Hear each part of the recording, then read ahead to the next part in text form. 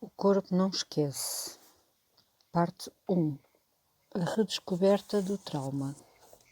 Capítulo 1. Lições de combatentes no Vietnã. Tornei-me aquilo que hoje sou com 12 anos, num dia nublado e glacial do inverno de 1975.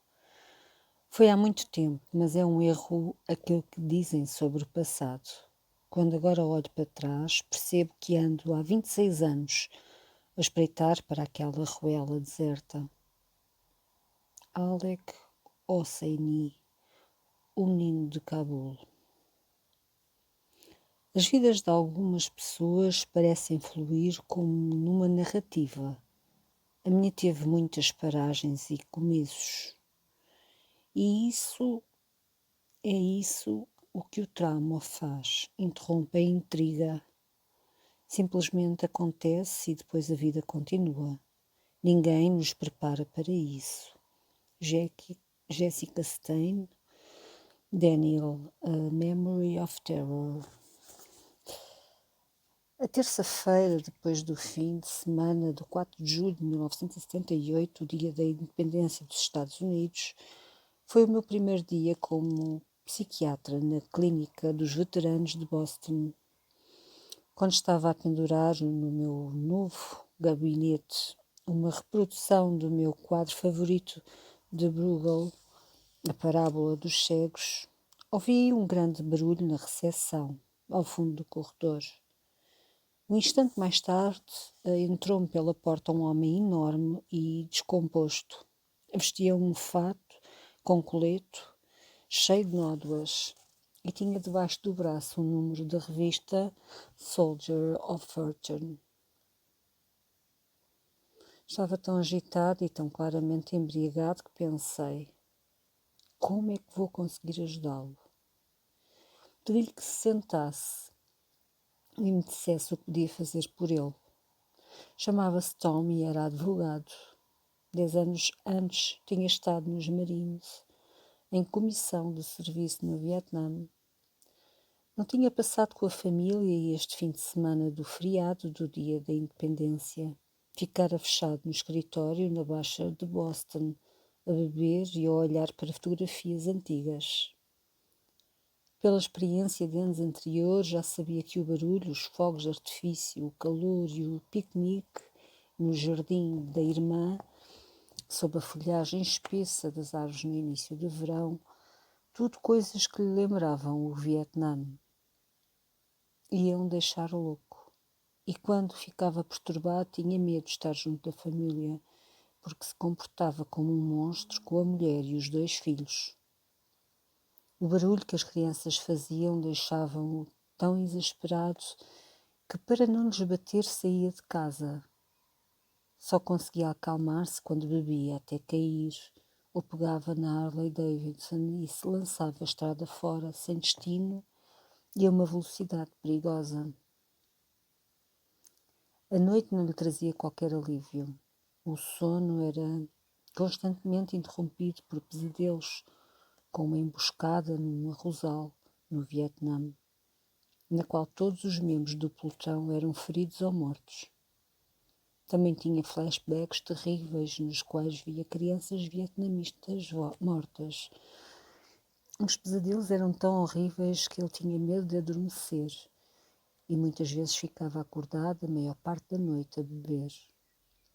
De manhã a mulher encontrava-o caído no sofá da sala e ela e os miúdos tinham o cuidado de não o acordar enquanto ela lhes preparava o pequeno almoço antes de os levar à escola. Tom falou-me do seu passado. Disse-me que saíra do liceu em 1965 e tinha sido o melhor da turma. Alistou-se imediatamente nos Marines, seguindo a tradição da família. O pai servira no exército com o general Patton durante a Segunda Guerra Mundial e Tom nunca contestou as expectativas que ele tinha para si. Atlético, inteligente e com a personalidade óbvia de um líder, Tom sentiu-se forte e capaz quando concluiu o treino básico de recruta como membro de uma equipa pronta para quase tudo. No Vietnã, chegou rapidamente a chefe de pelotão ao comando de 8 homens. Sobreviver enquanto se abre caminho no meio da lama, debaixo de fogo de metralhadora, é uma coisa que pode deixar os homens muito orgulhosos de si próprios e dos seus camaradas. No fim da comissão de serviço, Tom deixou o exército com todas as honras. Só queria esquecer o Vietnã e aparentemente conseguiu. Entrou na universidade ao abrigo da G.I. Bill, a lei especial criada para antigos combatentes, fez o curso de Direito, casou com a namorada do liceu e teve 2 filhos. Preocupava-o a dificuldade que tinha em sentir por ela um afeto real, ainda que, quando estava na loucura da selva, tivessem sido as suas cartas a mantê-lo vivo. Tom foi fingindo ter uma vida normal. Esperava, desse modo, ser capaz de reencontrar o seu antigo eu. Constituiu uma sociedade de advogados próspera e tinha uma família aparentemente perfeita, mas não se sentia normal, sentia-se morto por dentro. Embora Tom tenha sido o primeiro veterano que encontrei na minha carreira, havia muitos afetos da sua história que me eram familiares. Eu cresci na Holanda do pós-Segunda Guerra, a brincar entre ruínas de prédios bombardeados. Filho de um homem tão abertamente contra os nazis que tinha sido atirado para um campo de internamento. O meu pai nunca falava das suas experiências de guerra, mas era dado a acessos de raiva explosivos que me deixavam atônito quando eu era miúdo.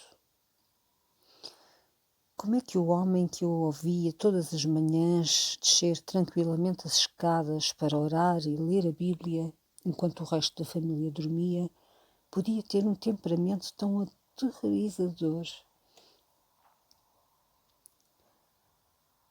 Presenciei este mesmo comportamento intrigante no meu tio, que fora capturado pelos japoneses nas Índias Orientais Holandesas, hoje a Indonésia, e enviado como trabalhador escravo para a Birmânia, onde participou na construção da famosa ponte sobre o rio Kwai.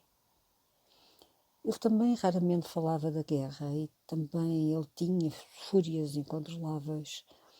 Enquanto escutava Tom, dei por mim a pensar se o meu tio e o meu pai teriam tido flashbacks e pesadelos e se não se teriam também sentido desligados das pessoas que amavam e incapazes de encontrar um prazer verdadeiro nas suas vidas. Algures no fundo da minha mente deviam estar igualmente recordações que eu tinha da minha mãe assustada e muitas vezes assustadora, cujo próprio trauma de infância eram às vezes mencionado e, acredito agora, frequentemente reavivado. Ela às vezes desmaiava de uma maneira desconcertante quando eu lhe perguntava como tinha sido a sua vida em menina. E a seguir dizia que a culpa de ter ficado tão perturbada era minha. Traumatizado pelo meu interesse óbvio, Tom acalmou-se para me contar até que ponto estava assustado e confuso.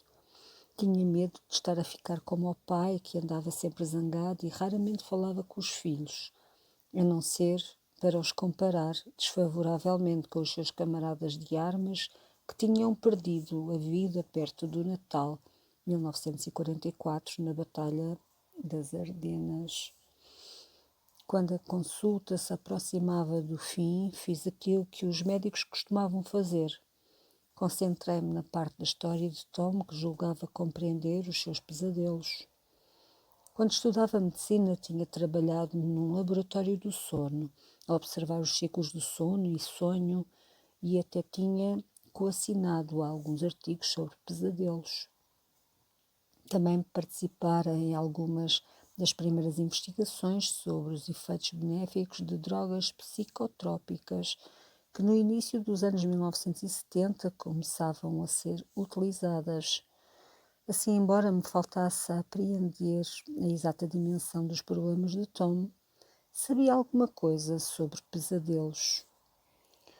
Sendo alguém que acreditava ardentemente que a química pode melhorar a vida, Receitei-lhe um medicamento que considerávamos eficaz na redução da incidência e gravidade de pesadelos.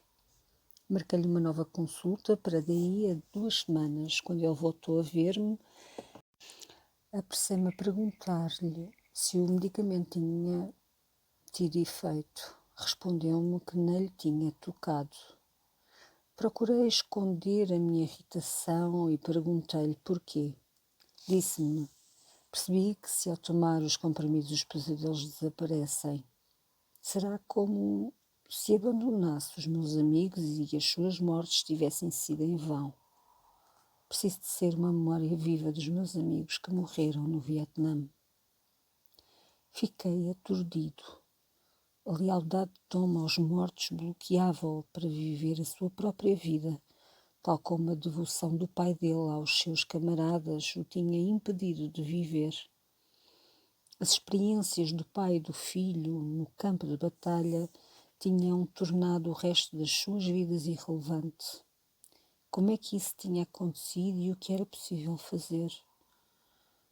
Nessa manhã percebi que provavelmente passaria o resto da minha vida profissional a tentar desvendar os mistérios dos traumas. Como é que experiências horríveis fazem com que as pessoas fiquem irremediavelmente presas ao passado? O que acontece na mente e no cérebro delas que as mantém congeladas, aprisionadas num lugar do qual desejam desesperadamente escapar? Porque é que a guerra deste homem não terminou em fevereiro de 1969, quando os pais o abraçaram no aeroporto internacional Logan de Boston, no fim do longo voo de regresso de Da Nang? A necessidade de Tom de viver como se ele próprio fosse um memorial aos seus camaradas ensinou-me que ele sofria de um mal muito mais complexo do que simplesmente experimentar más recordações ou ter um desequilíbrio químico no cérebro, ou uma alteração nos circuitos do medo no cérebro. Antes da emboscada no Arrozal, Tom fora um amigo dedicado e leal, um apreciador da vida, com muitos interesses e prazeres. No instante de terror, o trauma mudou tudo. Durante a minha passagem pela clínica de veteranos, atendi muitos homens que reagiam da mesma maneira. Mesmo perante frustrações menores, respondiam instantaneamente com acessos de fúria. As paredes das áreas públicas da clínica mostravam as marcas dos golpes dos punhos de veteranos enfurecidos e os seguranças tinham constantemente de proteger as recepcionistas. Claro que o seu comportamento nos assustava, mas eu também me sentia intrigado. Em casa, eu e a minha mulher enfrentávamos problemas semelhantes com os nossos filhos pequenos, que faziam grandes birras quando lhes dizíamos para comerem os espinafres ou para se calçarem. Então, por que é que eu me mantinha totalmente sereno perante o comportamento imaturo dos meus filhos, mas ficava profundamente preocupado com aquilo que se passava com os veteranos, além, claro, do tamanho deles, que lhes dava o potencial de infligirem danos muito maiores do que os das crianças. A razão é que eu confiava em absoluto que os meus filhos, se fossem bem acompanhados, iam aprender gradualmente a lidar com as frustrações e os desapontamentos, mas duvidava de poder ajudar os veteranos que me consultavam a readquirirem as capacidades de autocontrole e autorregulação perdidas na guerra. Infelizmente, nada nos meus estudos de psiquiatria me tinha preparado para lidar com qualquer dos desafios que Tom e os outros veteranos representavam. Fui à biblioteca à procura de livros sobre neuroses de guerra, shell shock ou síndrome pós-concussional, fadiga de combate ou qualquer outro termo ou diagnóstico imaginável e que conseguisse lançar alguma luz sobre os meus doentes. Para minha surpresa, a biblioteca da Clínica dos Antigos Combatentes não possuía qualquer texto sobre estes estados. 5 anos depois de o último soldado norte-americano ter saído do Vietnã, a questão do trauma de guerra ainda não estava na agenda de ninguém.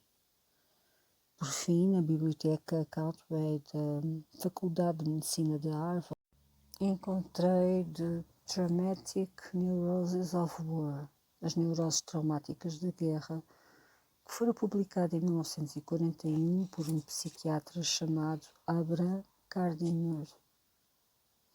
Continha as observações feitas por Gardiner aos veteranos da guerra de 14-18 e fora publicado antecipando o afluxo de combatentes da guerra, da Segunda Guerra Mundial, que regressariam a casa com traumas. Gardiner descreveu os mesmos fenómenos que eu presenciava depois da guerra. Os meus doentes foram tomados por uma sensação de futilidade, mesmo que nunca antes tivessem tido problemas de adaptação. Tornaram-se pessoas fechadas, aquilo a que Gardiner chamou neuroses traumáticas. É o que designamos hoje por transtorno de stress pós-traumático. Gardiner observou que aqueles que sofriam de neuroses traumáticas desenvolviam uma hipersensibilidade e vigilância crónicas em relação a ameaças. Uma frase chamou-me especialmente a atenção. O núcleo da neurose é uma fisioneurose. Por outras palavras, o stress pós-traumático não está totalmente na cabeça, como alguns pensavam, mas tem uma base fisiológica. Gardiner percebeu já nessa altura que os sintomas têm origem na reação de todo o corpo ao trauma original. A sua descrição confirmava as minhas próprias observações, o que era tranquilizador, mas de pouca orientação me servia para ajudar os veteranos. A falta de literatura sobre o tema era um handicap, mas o meu fantástico professor Elvin Sandred ensinaram-nos a ser céticos em relação aos livros. Só temos um único manual, dizia ele, os nossos doentes. Só devemos confiar naquilo que pudermos aprender com eles e com a nossa própria experiência. Isto parece muito simples, mas Sandred, ao mesmo tempo que nos empurrava para dependermos do autoconhecimento, também nos alertava para os nossos limites, porque os homens são especialistas na arte de tomarem os seus desejos pela realidade e de mascararem a verdade. Lembro-me de ouvir dizer: as maiores fontes do nosso sofrimento são as mentiras que contamos a nós mesmos. Na clínica dos antigos combatentes descobri rapidamente até que ponto pode ser assustador enfrentar a realidade. E isto era verdade, tanto para os meus pacientes como para mim. Nós não queremos verdadeiramente saber aquilo porque passam os soldados em combate. Nós não queremos verdadeiramente saber quantas crianças são maltratadas e abusadas na nossa sociedade, nem quantos casais, cerca de 1/3, se envolvem em episódios de violência em qualquer momento da sua relação. Queremos pensar nas famílias como portos de abrigo, num mundo sem coração, e no nosso país como sendo habitado por pessoas esclarecidas e civilizadas. Preferimos acreditar que a crueldade só acontece em lugares longínquos como o Darfur ou o Congo. Para quem observa, já é difícil testemunhar esses sofrimentos.